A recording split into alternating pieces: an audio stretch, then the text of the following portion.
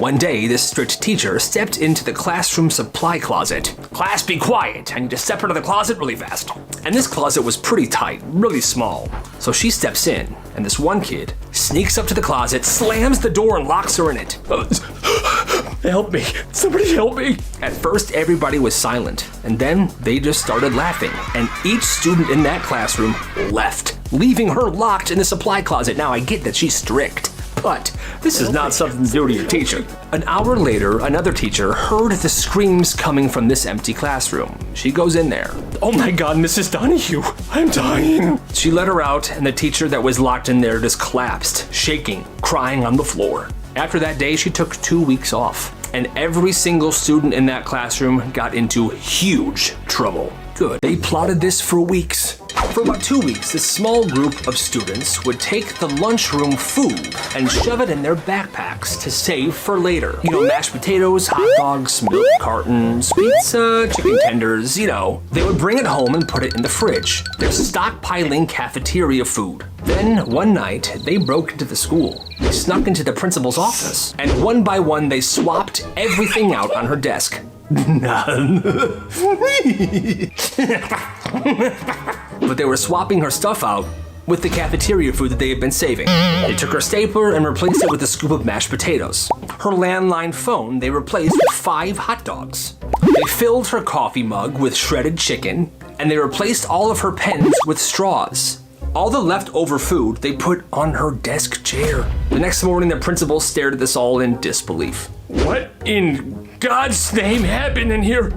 And it was as easy as checking the security cameras. Those kids were caught almost immediately, but still, that's actually kind of hilarious. In 4th grade, these 2 kids decided to ruin someone's life. They didn't mean to, though. It started as a joke. They stayed after class one day, laughing, scribbling in notebook paper.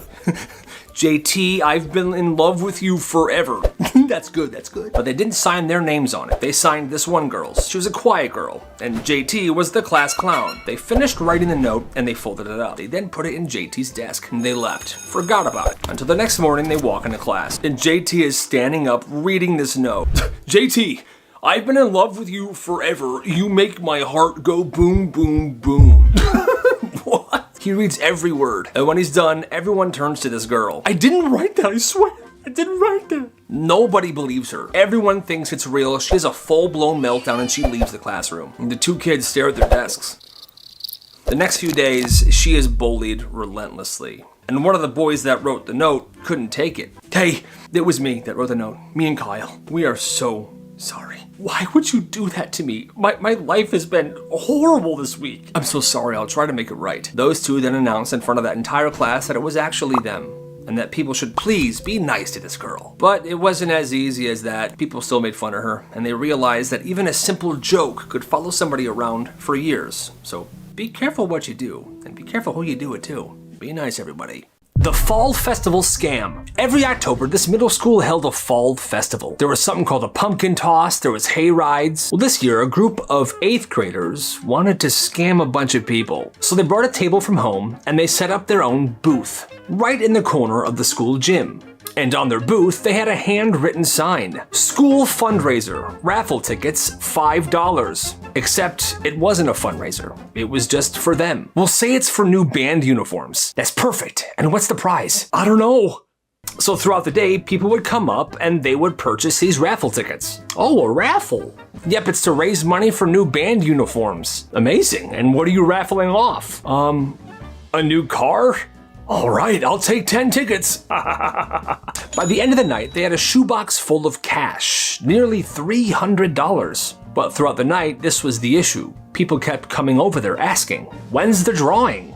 And they would say, "It's actually tomorrow morning, but we'll let you know." Tomorrow came, so did Monday, and there was no drawing. Well, by Wednesday, whispers were spreading around the school, and parents were asking the principal what's happening with the raffle. The kids panicked. They met behind the bleachers. "Yo, we gotta give this money back." To who? Plus they would know it was us. They all decided to donate the money anonymously. They put it all in an envelope, and they slipped it under the principal's door. And on the envelope, they wrote, "For new school band uniforms." The next day, the principal took to the intercom. I just want to thank whoever donated $285 to the school band uniforms. It's very nice of you. Wait, 285? I'm sorry, I took some of the money for Taco Bell.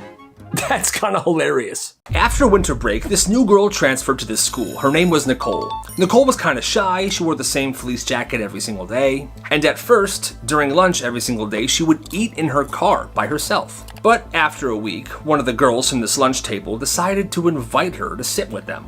Hey, I saw you eating in your car during lunch. Why don't you sit with us tomorrow? All right, yeah.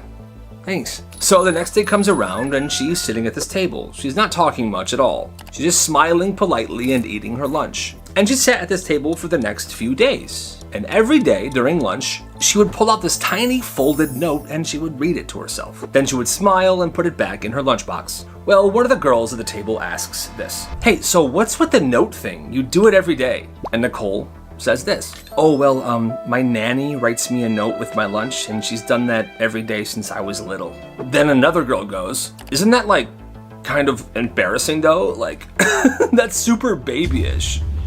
You're not in third grade anymore. Nicole's face changed. Oh, well, I mean, she does it for my little siblings too. It's just something that she's always done. It's just super weird. The next day, she was gone. Back to eating in her car. No one saw her at lunch after that day. The person that originally invited her talked to her friends. She wasn't happy. You guys are horrible for that. She's had a really rough home life and that nanny's like a mom to her and I just can't believe you. And the worst part is, her friends laughed at her for sticking up for Nicole. That's messed up. This bully got smoked. So there's this kid named Mateo. He's super nice, he's quiet, and he always walks around in these old beat up New Balance shoes. And then there's Jackson, super loudmouth, and he wears these $600 limited edition Nikes that everyone compliments. Hey yo, check the drip. Nice shoes, Jackson.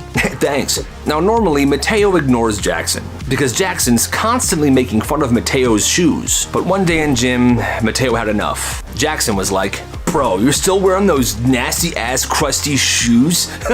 You're probably super poor, you freaking idiot. Everyone laughs. Mateo doesn't. Because here's the secret. Mateo is a walking sneaker encyclopedia. He can spot a pair of fake sneakers from a mile away. And nobody knew this about him. And Jackson, those $600 shoes, Mateo's known for months that those are fake. And he's kept quiet because he's a nice guy. Until now. When the class is doing laps around the gym, Mateo sneaks out and heads to the locker room. He opens Jackson's locker because, of course, he never locks it. And he walks out to the gym floor holding the shoes like evidence. Everybody, yo, dude, those are my shoes. Since y'all want to talk about my shoes, let's talk about Jackson's shoes. He pulls out his phone and he begins comparing pictures of fake shoes to the ones that Jackson has, and they line up. So this is a fake. Look at Jackson's. See that stitching? That's fake. Look at the logo. It's completely off. It's in the wrong font. Look at the sole of the shoe. Completely discolored. These are only worth 25 bucks. Everyone's like, what? Dude? So you're a freaking fraud then, huh, Jackson? No, I mean, yes. I mean, no. Bro, you can't clown people for their shoes when you're wearing freaking replicas. I paid more for my New Balances than you did for those fakes. And from then on, nobody made fun of Mateo's shoes ever again. Man, yeah, legend.